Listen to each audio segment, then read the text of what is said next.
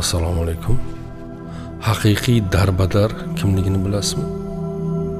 Bugun o'sha darbadarlar haqida gaplashamiz. Haqiqiy darbadar dunyoda adashib yurgan bir odam emas. Haqiqiy darbadar qabrda va kafanda yotgan odamdir. Agar insofimiz bo'lsa aytamizki, evohlar bo'lsin bizga.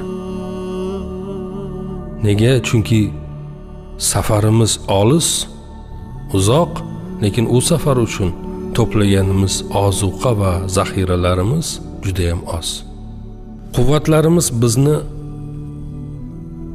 sekin-asta tark etadi.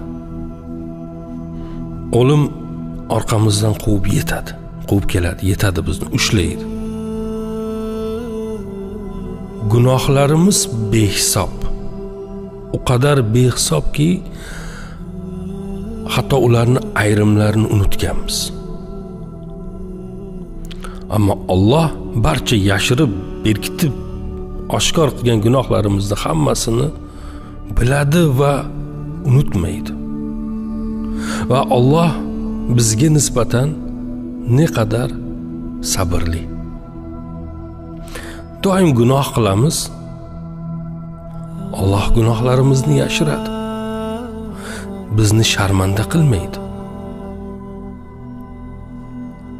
Qo'rqmay gunoh qilamiz, qo'rqmay yashaymiz. Va tavba qilmaymiz.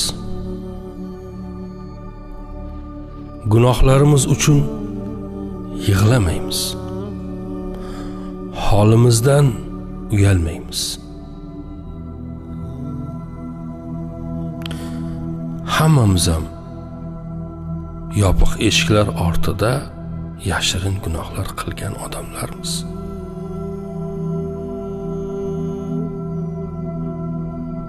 Garchi u yerda ham Robbimizning sergak nazari ostida edik. Bilib bilmay qilgan qancha gunohlarimiz amal daftarimizga hozir farishtalar tomonidan yozib borildi. Bu xatolar yuragimizda chuqur qayg'u va nadomatlar qoldirdi. Va aytamizki, tinch qo'ying. Yig'lab olish uchun meni o'z holimga qo'ying. Yoqamni qo'y bor, qo'limni qo'y bor. Agar